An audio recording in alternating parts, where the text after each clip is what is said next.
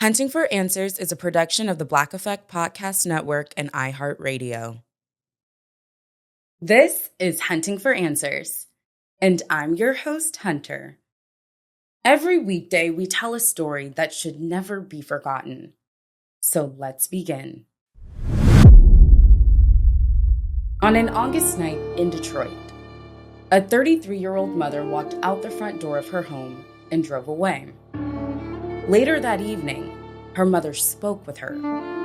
After that, there was silence. More than a decade later, they're still living with the questions. This is the story of Tamala Nikki Wells. To the people who knew her, she was Nikki. She was a mother of two. She had completed nursing school and was working in home health care. She was also the oldest of 6 siblings. Her family says she stayed in close touch with them. They say disappearing without contacting them was completely out of character.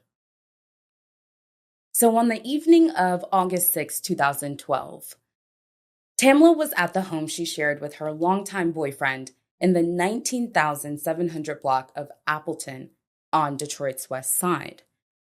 Her longtime boyfriend, Ricky Tennant, later told investigators she left around 9:30 p.m. and said she was going to be with friends. Later that night, her mother, Donna Wells Davis, spoke with her by phone. It would be the last time they would ever speak. After that, Tamala was never seen again. When no one heard from Tamala, her family knew something wasn't right.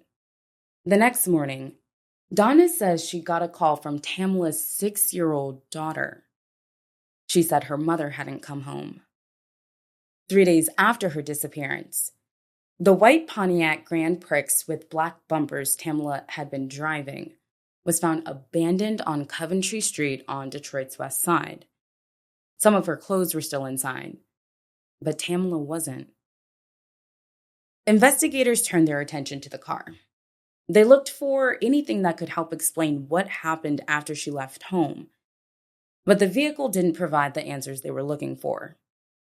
Detectives asked anyone with information about Tamala's disappearance to come forward, but the answers never came, and Tamala remained missing. As detectives continued their investigation, they spoke with the people who had last been in contact with Tamala. That included her longtime boyfriend, Ricky Tennant. Detectives interviewed Tennant multiple times as they tried to understand what happened the night Tamala disappeared.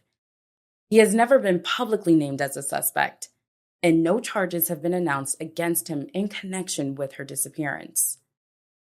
More than a decade later, the questions surrounding what happened to Tamala have never gone away. As the years passed, few new details about the investigation were made public. But Donna Wells Davis never stopped searching for her daughter.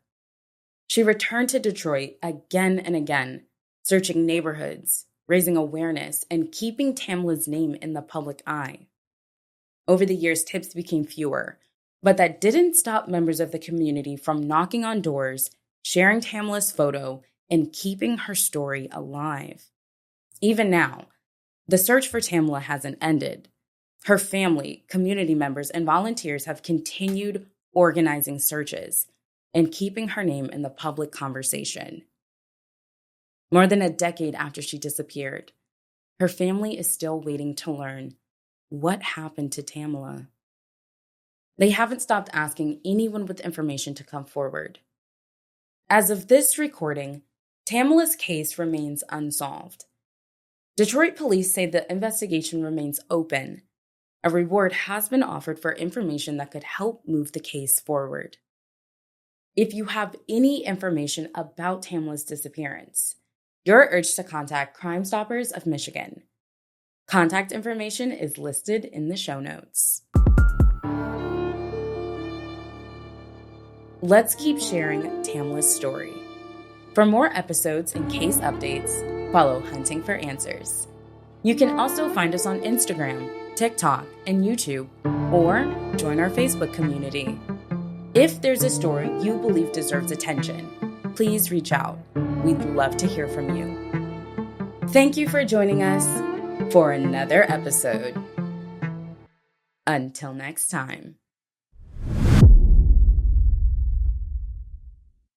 Hunting for Answers is a production of the Black Effect Podcast Network. For more podcasts from the Black Effect Podcast Network, visit the iHeartRadio app, Apple Podcasts, or wherever you listen to your favorite shows.